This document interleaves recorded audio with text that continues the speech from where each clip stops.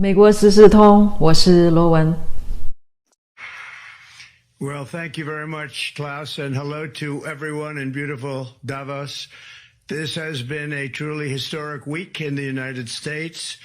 3 days ago, I took the oath of office, and we began the golden age of America. The recent presidential election was won by millions of votes, and all seven, every one of them, all seven swing states. It was a massive mandate from the American people like hasn't been seen in many years. And some of the political pundits, even some of my so-called enemies, said it was the most consequential election victory in 129 years. That's quite nice. What the world has witnessed in the past 72 hours is nothing less than a revolution of common sense. Our country will soon be stronger, wealthier, and more united than ever before, and the entire planet will be more peaceful and prosperous as a result of this incredible momentum and what we're doing and going to do. My administration is acting with unprecedented speed to fix the disasters we've inherited from a totally inept group of people and to solve every single crisis facing our country.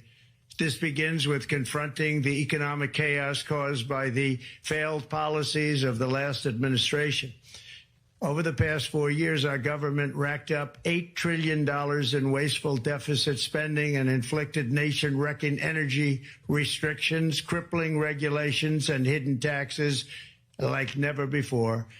The result is the worst inflation crisis in modern history and sky-high interest rates for our citizens and even throughout the world.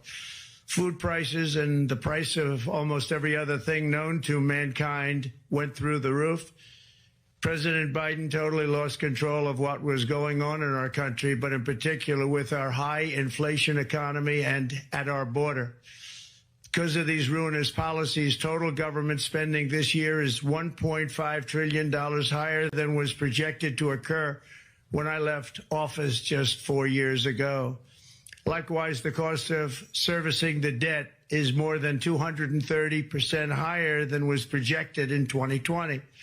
The inflation rate we are inheriting remains 50% higher than the historic target. It was the highest inflation probably in the history of our country.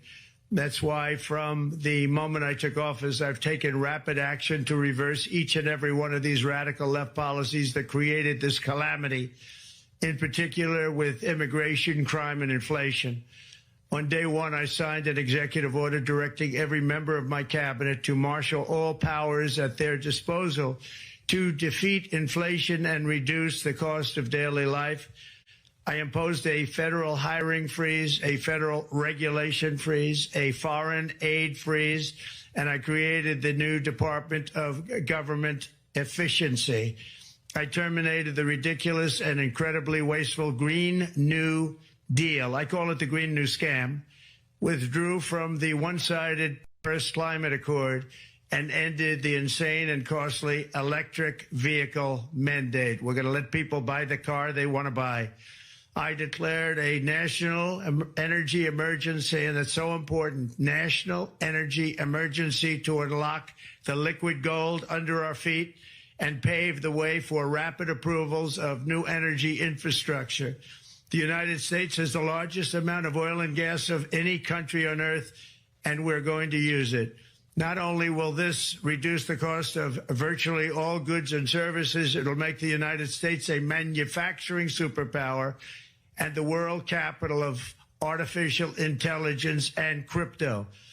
My administration has also begun the largest deregulation campaign in history, far exceeding even the record-setting efforts of my last term. In total, the Biden administration imposed $50,000 in additional regulatory costs on the average American household over the last 4 years. I have promised to eliminate 10 old regulations for every new regulation, which will soon put many thousands of dollars back in the pockets of American families. To further unleash our economy, our majorities in the House and Senate, which we also took along with the presidency, are going to pass the largest tax cut in American history, including massive tax cuts for workers and family, and big tax cuts for domestic producers and manufacturers. And we're working with the Democrats on getting an extension of the original Trump tax cuts, as you probably know, by just reading any paper. My message to every business in the world is very simple. Come make your product in America, and we will give you among the lowest taxes of any nation on earth. We're bringing them down very substantially, even from the original Trump tax cuts. But if you don't make your product in America, which is your prerogative, then very simply you will have to pay a tariff, differing amounts, but a tariff which will direct hundreds of billions of dollars and even trillions of dollars into our treasury to strengthen our economy and pay down debt. Under the Trump administration, there will be no better place on earth to create jobs, build factories, or grow a company than right here in the good old USA. Already Americans' economic, you can see this, I think, maybe even in your wonderful, wonderful room that you're all gathered together, so many of my friends, but Americans, the economic confidence is soaring like we haven't seen in many, many decades, maybe not at all. Upon my election, it was just announced that small business optimism skyrocketed by 41 points in a single month. That's the highest ever. There's never been anything like that.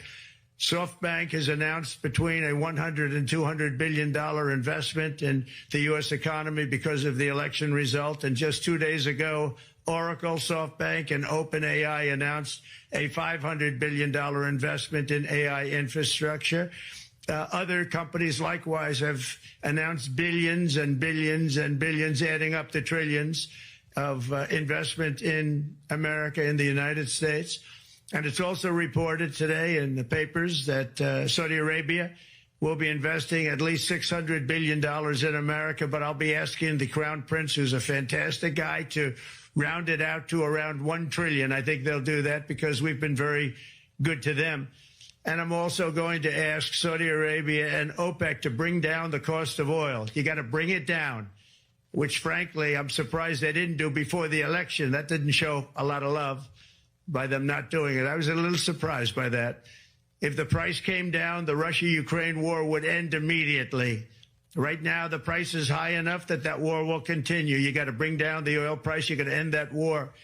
They should have done it long ago. They're very responsible, actually, to a certain extent for what's taking place. Millions of lives are being lost. With oil prices going down, I'll demand that interest rates drop immediately, and likewise, they should be dropping all over the world. Interest rates should follow us. All over, the progress that you're seeing is happening because of our historic victory in a recent presidential election, one that has become quite well known throughout the world. I think a lot of things are happening to a lot of countries. They say that there's light shining all over the world since the election, and even countries that we aren't particularly friendly with are happy because they understand what there is a future and how great the future will be. Under our leadership, America is back and open for business. And this week, I'm also taking swift action to stop the invasion at our southern border. They allowed people to come in at levels that nobody's ever seen before. It was ridiculous. I decided and declared to do, and very, very importantly, a national emergency on our border, immediately halted all entry of illegal border crossers, of which there were many, and began promptly returning the illegal trespassers back to the place from which they came. That action, as you've probably seen, has already started very strongly. I've deployed active duty U.S. military and National Guard troops to the border to assist in repelling the invasion. It was really an invasion. We will not allow our territory to be violated. After 4 long years, the United States is strong and sovereign and a beautiful nation. Once again, it's a strong, sovereign nation. In addition, I'm pleased to report that America is also a free nation once again. On day one, I signed an executive order to stop all government censorship. No longer will our government label the speech of our own citizens as misinformation or disinformation, which are the favorite words of censors and those who wish to stop the free exchange of ideas and, frankly, progress. We have saved free speech in America, and we've saved it strongly. With another historic executive order this week, I also ended the weaponization of law enforcement against the American people and, frankly, against politicians, and restored the fair, equal, and impartial rule of law. My administration has taken action to abolish all discriminatory diversity, equity, and inclusion nonsense, and these are policies that were absolute nonsense throughout the government and the private sector. With the recent yet somewhat unexpected great Supreme Court decision just made, America will once again become a merit-based country. You have to hear that word, merit-based country. And I've made it official, an official policy of the United States, that there are only two genders, male and female. And we will have no men participating in women's sports, and transgender operations, which became the rage, will occur very rarely. Finally, as we restore common sense in America, we're moving quickly to bring back strength and peace and stability abroad. I'm also going to ask all NATO nations to increase defense spending to 5% of GDP, which is what it should have been years ago. It was only at 2%, and most nations didn't pay until I came along. I insisted that they pay, and they did, because the United States was really paying the difference at that time, and it was unfair to the United States. But many, many things have been unfair for many years to the United States. Before even taking office, my team negotiated a ceasefire agreement in the Middle East, which wouldn't have happened without us, as I think most of the people in the room know. Earlier this week, the hostages began to return to their families. They are returning, and it's a beautiful sight, and they'll be coming in more and more. They started coming back on Sunday. Our efforts to secure a peace settlement between Russia and Ukraine are now hopefully underway. It's so important to get that done. That is an absolute killing field. Millions of soldiers are being killed. Nobody's seen anything like it since World War II. They're laying dead all over the flat fields. It's a flat field farmland, and there's millions of Russians and millions of Ukrainians. Nobody's seen anything like it since World War II. It's time to end it. And here in America, we have big events coming up. Next year, we have the 250th anniversary of America's founding. I'm so honored to be president during that. That's been a big event. They've been talking about it for 10 years. We also have the World Cup.